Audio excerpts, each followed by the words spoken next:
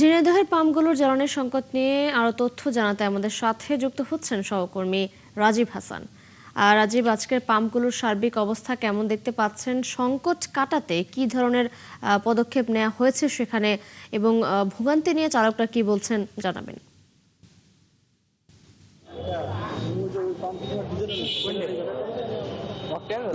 ঝিনাইদহে জ্বালানি সংকট চরম আকার ধারণ করেছে, কারণ এই যে সংকটের বড় সমস্যার সম্মুখীন হচ্ছে কৃষকেরা, এবং সকাল থেকে সারিবদ্ধভাবে শত শত চালক এবং যানবাহনের চালক আমি যদি ক্যামেরা পার্সনের মাধ্যমে দেখাতে চাই, সেক্ষেত্রে যে সকাল থেকে যে মানুষের যে ভিড়, যে ভোগান্তি চরম পর্যায়ে রয়েছে। ঝিনাইদহ শহরের মোট 34টা পাম্প রয়েছে জেলাতে। এই 34টা পাম্পের মধ্যে আজকে 12টি তেল পাম্পে তেল দেওয়া হচ্ছে। কোথাও কোনো পাম্পে অকটেন আছে, কোথাও পাম্পে পেট্রোল আছে।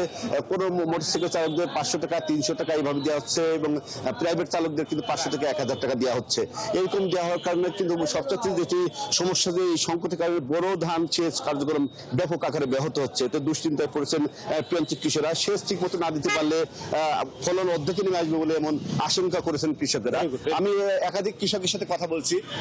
আসলে আপনারা কিসের অপেক্ষায় রয়েছেন এবং আমরা তেলের অপেক্ষায় আছি, কিন্তু তেল দিচ্ছে না তো এখনো। আমাদের ধান শেষ হয়ে গেছে, বুঝেছেন? তার কারণে যেখানে লাগবে 10 লিটার তেল পাচ্ছি 3 লিটার, অর্ধেক জমি ভেজছেন, তারপর পাট তো বুনতে পারছি না, বুঝেছেন? আমাদের এই সমস্যা।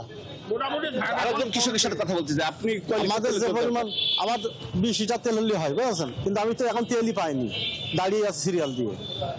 তাহলে ও তো ফসল তো শেষ। জি, আপনি আরো একজন কৃষকের সাথে কথা বলতে চাই, কি সমস্যা আছে? গতকাল 8টা পর্যন্ত লাইনে থাকছি, থাকার পরে বলছে যে সকালবেলা 9টার সময় আসেন, তেল দেবো। 9টার সময় আসি, এখন বলছে যে দুপুরে তেল দেবো। কথাই ঠিক না। আমার 50 লিটার তেলের দরকার, এখন যদি 5 লিটার তেল দেয় তাহলে আমি আমার ধান বাঁচাবো কি করে? এইরকম কৃষকদের কিন্তু আর্তনাদ এবং আহাজারি, যে তেল শেষ পাম্পটা চালাবে জ্বালানি সংকটের কারণে কিন্তু তারা চালাতে পারছে না। তৃষা, এইভাবে দিনের পর দিন কিন্তু মানুষের ভোগান্তি পোহাতে হচ্ছে। আর ঝিনাইদহ জেলা কৃষি বিভাগের পক্ষ থেকে যেটি জানানো হয়েছে যে এই জেলাতে মোট 90,280 হেক্টর জমিতে বোরো আবাদ চাষ হচ্ছে। তেল সংকট পূরণ না হলে তা অর্ধেকে নেমে আসবে বলে এমন আশঙ্কা করছেন। তৃষা, রাজীব, আপনি আছেন সেখানে, ধন্যবাদ যুক্ত হওয়ার জন্য। নিশ্চয়ই পরবর্তীতে আবারও যুক্ত হব আপনার সঙ্গে। দর্শক, ঝিনাইদহ থেকে জ্বালানি সংকট নিয়ে জানাচ্ছিলেন আমাদের সহকর্মী রাজীব হাসান।